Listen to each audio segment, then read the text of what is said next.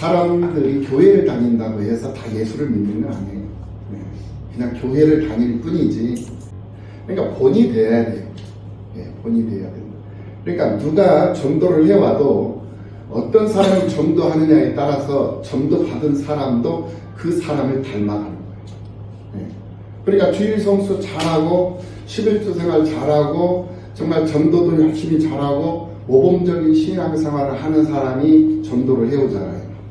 그럼 전도받은 그 사람도 그 사람을 보면서 신앙생활을 한단 말이에요.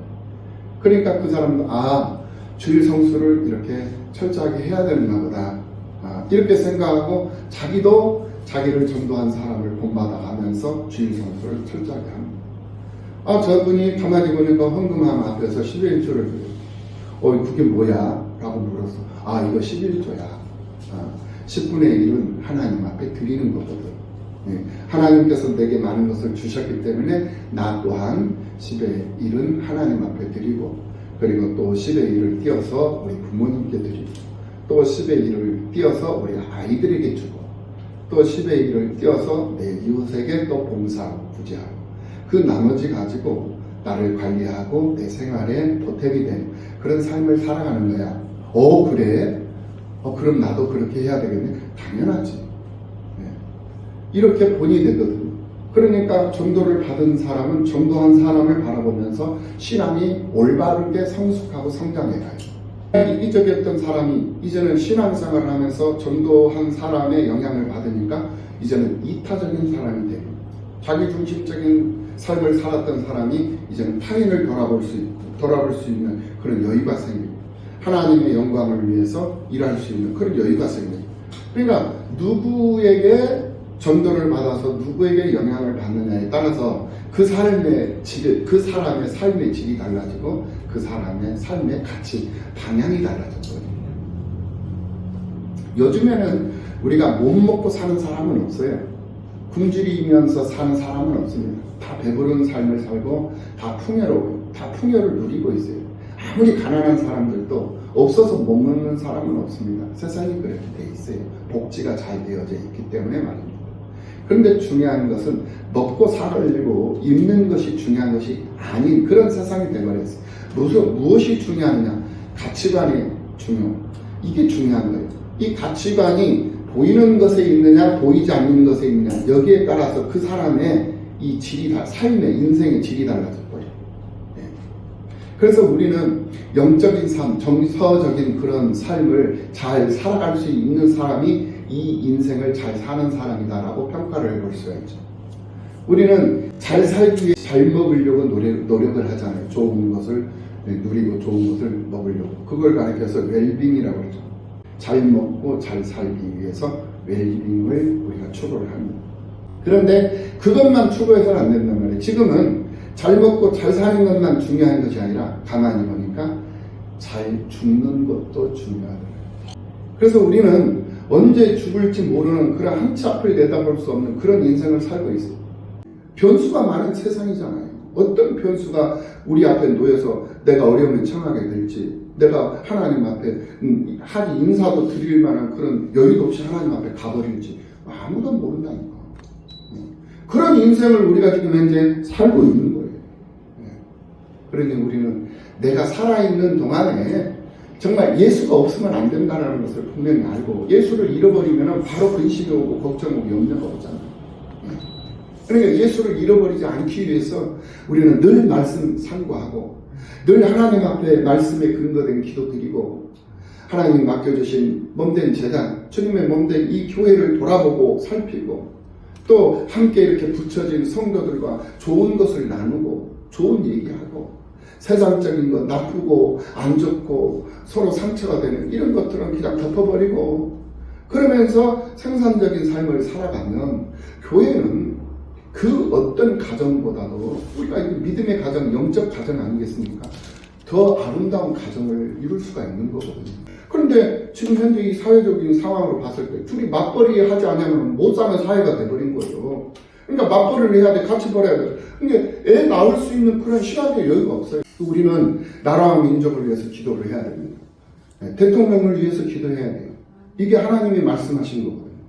임금을 위해서 기도하고 높은 사람들을 위해서 기도하고 이정자들을 위해서 기도하라고 했거든요. 기도해야 돼요. 우리는 뭐 하는 사람들입니까? 우리는 정치인이 아니에요. 우리는 기도하는 사람들이에요. 할렐루야. 군인은 전쟁하는 사람, 총을 쏘고 싸우는 사람이 군인이요. 그렇죠? 경찰은 뭐 하는 사람이에요? 범죄자들을 잡아가지고 족치는 사람이 경찰이잖아요. 그렇죠? 네. 요리사는 뭐 하는 사람? 음식 만드는 사람, 요리하는 사람이에요. 그럼 우리 예수 믿는 사람들은 뭐 하는 사람이에요? 기도하는 사람. 나라와 민족을 위해서 기도하고, 가정을 위해서 기도하고, 사회를 위해서 기도하고, 안산시를 위해서 기도하고. 우리가 살고 있는 지역사회잖아요. 맞죠? 기도해야 돼. 예. 그 우리가 해야 할 일이에요, 이게 우리의 본분이라니까. 우리의 본분을 망각해버리면 안 되는 거예요. 예. 그래서 예수를 믿는 사람들도 자기 중심적으로, 자기 욕심, 자기를 위해서 예수를 믿는 사람이 있는가 하면 하나님의 나라 영광을 위해서 예수를 믿는 사람들이 있다니까. 그러면 우리는 어떤 믿음의 자세를 가지고 신앙생활을 해야 되냐? 하나님의 영광을 위한 믿음의 삶을 살아가는 사람들이 돼야 돼요. 예. 오늘 본문 말씀에서도 두 가지 부류의 사람들이 나타나고 있는 것을 볼 수가 있어요. 한 부류의 사람은 생명에 관심이 있는 사람이고, 한 부류의 사람은 떡에 관심을 가지고 있는 사람. 두 부류의 사람으로 딱 본문에 나타나고 있는 것을 볼 수가 있어요. 첫 번째로 오늘 본문 21절 이하에 보면 생명에 관심을 두고 사는 사람이 있어요. 이 가나안 이 지역에 살고 있는 딸이 귀신 들린 어머니 한 사람이 나와가지고 그 예수님이 메시아라는 사실을 알게 된 거예요. 그래가지고 그 예수님을 향해서 부르짖어요. 내 딸이 귀신 들렸습니다. 귀신 들린 내 딸을 고쳐주소서. 이렇게 부르짖어요. 예수님을 다윗의 자손 예수여라고 부르면서 나를 불쌍히 여기소서. 내 딸이 흉악하게 귀신 들렸습니다. 이렇게 울부짖는 거예요. 부르짖는 거예요. 그런데 가만히 보니까 예수님께서 그 말을 듣고는 반응하지를 않아요. 예수님께서 한 말씀도 대답하지 아니하시더니 이랬어요. 반응을 하지 않아요. 그러니까 제자들이, 그것을 보고 있는 제자들이 얼마나 답답했으면 예수님께 와가지고 예수님께 청을 해요. 주여, 여자가 우리 뒤에서, 저 여자가 우리 뒤에서 소리를 지릅니다. 그러니 그 소리에 반응을 좀 해주십시오. 지루하니 그를 보내시옵소서, 그를 보내소서, 이렇게 지금 얘기를 해요. 우리 주님이 못 알아들으신 것 아닌가? 못 듣고 계신 것 아닌가? 이런 생각에서 제자들이 얘기를 한단 말입니다. 그러니까 예수님께서 하시는 말씀이 나는 이스라엘 집에 잃어버린 양 외에는 다른 데로 보내심을 받지 아니하였노라 이랬어요. 그러니까 내가 보냄을 받은 것은 이방 사람들을 위해서 보냄을 받은 것이 아니라 이스라엘 사람들을 위해서, 이스라엘 내 백성들을 위해서 내가 보냄을 받은 사람이다. 그러니 이방인들은 사실 이 이스라엘 백성들은 선민 사상이 있어가지고 이 다른 지역에 있는 이방 사람들은 별로 그렇게 사람 취급을 하지 않았어요. 그래가지고 그 여인의 그 부르짖음, 그 간절함의 그 호소, 그 눈물의 호소를 예수님은 외면하셨어요. 그런 상황이에요. 외면을 했고 그 여자를 사람 취급을 하지 않았어요. 내가 온 목적은 이스라엘 사람, 우리 민족을 위해서 왔지 다른 민족을 위해서 온 게 아니다 하고 외면을 해버려요. 거절을 당한단 말입니다. 그럼에도 불구하고 얼마나 여자 입장에서는 창피해요. 얼마나 참 민망하고 그렇지 않겠습니까? 그럼에도 불구하고 여자가 더 적극적인 그러한 액션을 취합니다. 더 적극적으로 와서 예수님께 와서 이제는 절을 해요. 외치기만 했던 주여 다윗의 자손 예수여 우리 딸을 불쌍히 여기셔서 흉악한 이 귀신이 들려가지고 지금 신음에서 죽어가고 있습니다. 긍휼히 여겨주셔서 이렇게 외쳤어요.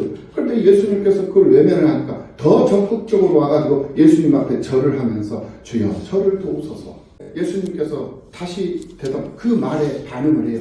대답하여 이르시되 자녀의 떡을 취하여 개들에게 던짐이 마땅하지 아니하니라. 야, 예수님이 지금 이 여인을 뭔 취급하고 있어요? 개 취급해버려요. 와, 이거 대단한 거예요. 놀랍지 않아요? 예수님을 향해서 다윗의 자손 예수여 우리 불쌍히 여기소서 외쳤어요. 외면했어요. 들은 척도 안 해버린 거야. 제자들이 와가지고 제자들이 옆에서 좀 얘기 좀 해주시고 돌려보내주십시오. 이렇게 얘기를 하니까 내가 온 목적은 저들을 위해서 온 거 아니다. 내 민족, 내 백성들을 위해서 온 것이다. 이렇게 얘기를 하고 외면해요. 그러니까 여자가 더 적극적으로 와서 절하면서 나를 좀 도와주소서. 이렇게 얘기를 하니까 자기의 떡을 취해가지고 개들에게 던지기 마땅하지 않다. 개 취급해버려요. 야, 이런 상황이 온단 말이에요. 그런 상황에 왔는데 그럼에도 불구하고 이 여자가 하는 말이 참 기가 막혀요. 여자가 이르되 주여 올소이다. 개들도 제 주인의 산에서 떨어지면 부스러기를 먹나이다. 이 고백, 이게 예수님의 마음을 감동시켜버리는 거예요. 할렐루야. 세상 믿음으로 세상을 살면서 뭐 작은 거 하나 내 마음에 안 든다고 털어져 버리고 삐지고 시험 들고, 이게요 과연 믿음 있는 사람의 모습일까요? 이거는 예수가 없는 사람의 모습인 거예요. 작은 거 보잘것없는 거 그냥 조금만 참고 그냥 내가 덮어버리고 그러면 끝나. 그런데 그거를 못 참고 서로 부딪히고 서로 싸우고 다투고 그러면서 신앙생활하고 그러면서 믿음생활을 한다. 이 여자 한번 봐보세요. 이 가나안 이 여자 외면당했어요. 그리고 무시를 당합니다. 그럼에도 불구하고 엎드려 절을 하잖아요. 개 취급을 당합니다. 그럼에도 불구하고 옳습니다. 주여 개들도 주인의 상에서 떨어지는 부스러기를 먹나이다. 부스러기라도 떨어뜨려 주시옵소서. 이 심정이에요. 이 모습이 오늘 주님을 향한 우리들의 모습이어야 한다는 거예요. 이런 모습. 얼마나 우리는 하나님 앞에 진정성을 가지고 하나님 앞에 정말 간절함을 가지고 우리가 다가가고 있는가. 이걸 한번 스스로를 되돌아보시고 점검해보는 이 시간이 되시기를 예수님의 이름으로 축원합니다. 두 번째로 오늘 본문 1절에 나타나는 떡에 관심을 두고 사는 사람이 있습니다. 예수님을 모르면 당연히 떡에 관심을 두고 살 수밖에 없어요. 그런데 여기서 중요한 것을 우리에게 말씀하십니다. 믿는 사람들이 생명에는 관심이 없고 떡에 관심을 두고 살면 늘 불평, 불만 속에서 세상을 살게 된다는 거예요. 그것을 가리켜서 불행한 인생이라고 해요. 오늘 본문 1절, 2절 말씀을 보면 그때의 바리새인과 서기관들이 예루살렘으로부터 예수께 나와 이르되 당신의 제자들이 어찌하여 장로들의 전통을 범하나이까 떡을 먹을 때 손을 씻지 아니하니이다 라고 불평하고 불만해요. 씻지 않은 손으로 떡을 먹는다. 얼마나 비위생적이에요. 얼마나 더럽고 얼마나 참 추악한 행동이에요. 비위생적인 행동. 그게 눈에 거슬리는 거예요. 그러니까 예수님 앞에 항의를 하는 거예요. 아니 거룩하다 하면서 세상에 씻지도 않은 손을 가지고 떡을 떼어서 이 떡을 먹는다는 이게 말이 됩니까? 얼마나 추하고 얼마나 더러운 행동입니까? 얼마나 비위생적입니까? 지금 현재 예수님에게 반항을 하고 있는, 불쾌해하고 있다는 거예요. 아무리 교회 생활을 오래 했다 할지라도 그의 관심이 예수에게 있지 않고 떡에 있다면 신앙생활에 만족은 없어요. 교회 생활하면 뭐합니까? 생명에 관심을 두고 살면 떡은 아무 의미가 없어요. 그런데 떡에다가 관심을 두고 사니까 떡이 만족스럽지 못하니까 불평이 오고 불만이 온다니까요. 생명에는 관심이 없어. 이 사람이 살고 살리고 세우고 나누고 섬기고 이 사람이 잘되고 이 사람이 흥황하고 관심 없어요. 나만 흥황하고 나만 잘되고 나만 형통하고 나만 건강하고 그러면 된다 이거예요. 이 세상은 절대 혼자서는 살 수 없는 것이 세상. 더불어서 사는 거예요. 이 더불어라는 말이 참 좋은 말이죠. 그렇죠? 더불어서. 이게 바로 하나님께서 우리에게 요구하시는 거거든요. 왜 함께 하나님이 이 땅에 오셔서 육신을 입고 오셔가지고 당신이 기뻐하는 사람들을 구원하셨거든요. 구원하셔가지고 예비해 놓으신 처소에다가 넣으셨어요. 그 예비해 놓으신 처소가 보호처예요. 당신의 사람들을 보호하시는 거예요. 다시 오실 때까지. 예. 그러면 그 예비해 놓으신 예비처, 그 예비해 놓으신 보호처, 구원받은 사람들이 보호를 받고 있는, 보호받으면서 양육을 받고 있는 그 예비처, 그 보호처가 어디냐 이거예요. 교회예요, 교회. 할렐루야. 그러니까 여러분들은 지금 현재 이 보호처, 예비되어져 있는 처소, 이 하나님께서 여러분들을 구원하셔서 여러분들을 하나님의 말씀과 기도로 양육하시기 위해서 예비해 놓은 이 예비처, 이 예비처에 들어오셔서 보호를 받는 거예요. 언제까지? 주님 다시 오실 때까지 말입니다. 하나님의 보호를 받고 있는 여러분들이기 때문에 하나님 앞에 감사하며 사는 것은 당연한 거예요. 할렐루야. 당연한 거예요. 감사한 사람, 하나님의 은혜를 기억하고 하나님 앞에 감사하면서 사는 사람은 그 나를 보호해주는 하나님을 노래하지 않을 수가 없어요. 그러니까 그 하나님을 노래하고 사는 거예요. 노래하는 게 뭡니까? 나만 노래하는 것이 아니라 다른 사람들에게도 우리 하나님, 좋으신 하나님을 소개하고 간증하고 알려주는 거예요. 그래서 하나님의 증인, 예수 그리스도의 증인으로 사는 거예요. 그게 우리들의 신앙이어야 한다라는 말입니다. 그래서 주님은 사람을 더럽게 하는 마음에서 벗어나라 라고 말씀을 하셨던 것을 본문을 통해서 확인해 볼 수가 있습니다. 사람을 더럽게 하는 것이 사람의 마음인 그 마음이 어떤 마음인가? 첫째로 사람의 교훈을 하나님의 교훈보다 높이는 마음이 바로 사람을 더럽히는 마음. 사람의 교훈을 따르지 말라. 장로들의 전통을 어찌하여 당신의 제자들이 범합니까? 그러니까 사람들의 전통을 따르지 말라. 사람들의 전통. 그러니까 경험 많은 사람의 말에 귀 기울이지 말라 이거예요. 돈 많은 사람들의 말에 귀 기울이지 말라 이거예요. 어디에다가 우리가 귀를 기울이며 세상을 살아야 된다? 하나님의 말씀에다가 귀를 기울이며 세상을 살아야 된다. 할렐루야.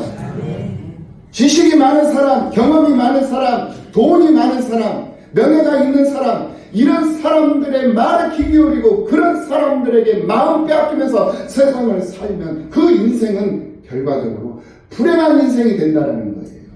그런 불행한 인생을 왜 살려고 합니까? 그래서 우리에게 살아갈 수 있는 길을 주님이 이 말씀으로 가르쳐주고 계시는 거예요. 알게 해주신단 말입니다. 이것이 바로 하나님의 음성이라는 거 믿으시기를 예수님의 이름으로 축복합니다. 이게 하나님의 음성이에요. 이상한 소리 막 자면서 막 배도 뭐야 너 한 대 맞고 할래 그냥 할래 이런 뭐 음성이 들리고 이거 아니요. 이건 미친 짓이요. 또라이들이라니까. 정신병자. 굿하는 사람들. 요즘에 그 유튜브 막 보면은 그 이재명이 막 그 운세가 어떻게 되고 윤석열이 운세가 어떻게 되고 한영열의 운세가 어떻게 되고 무당들한테 가고 점치고 막 이런 것도 유튜브에 많이 나오더라고. 완전히 또라이들이에요. 그 허망한 것, 거짓된 술수에 우리가 속아 넘어가면 안 된다. 마음 빼앗기면 안 돼. 정신을 빼앗겨서는 안 된다. 네. 두 번째로 위선적이고 가식적인 신앙. 네, 신앙심. 위선적이고 가식적인 신앙. 이게 문제라. 생명에 관심을 갖고 사는 사람이 아니라 떡에 관심을 갖고 세상을 사는 사람이 사람을 더럽게 한다. 우리 인간은 금방 천사 같다가도 순간적으로 마귀에게 넘어가서 악마가 될 수 있는 그런 성질과 그런 심정이 있는 존재들이에요. 우리는 사람을 더럽게 하는 그런 육의 열매인 욕망에서 벗어나서 성령의 열매를 맺기 위해 피나는 노력과 인내와 연단이 요구되는 그런 양육을 받아야 하는 그런 사명을 가지고 있는 사람들이 오늘 믿음으로 사는 우리들의 모습이다.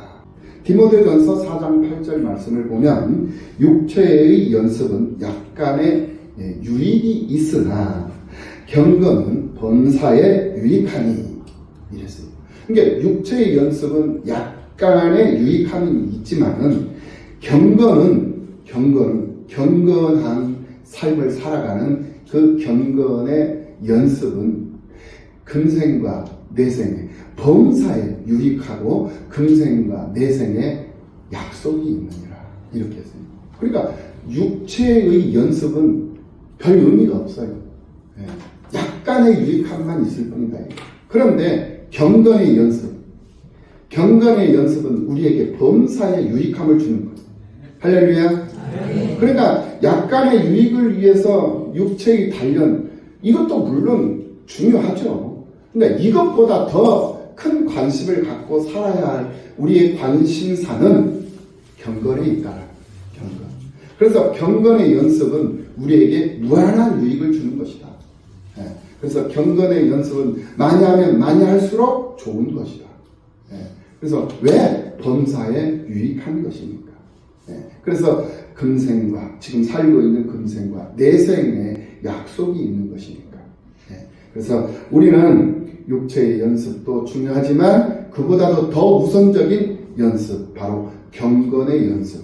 그 경건의 연습을 게을리하지 말고 하나님의 사람으로 부족함이 없는 삶을 살아야 하는 그런 믿음의 사람들이 다 되어야 할 줄로 믿습니다. 뜻보다 생명에 관심을 갖고 살아야 하는 이유가 여기 있다. 외면을 당하고 무시를 당하고 개 취급을 당했어도 이 여인은 주님을 놓치지 않았다.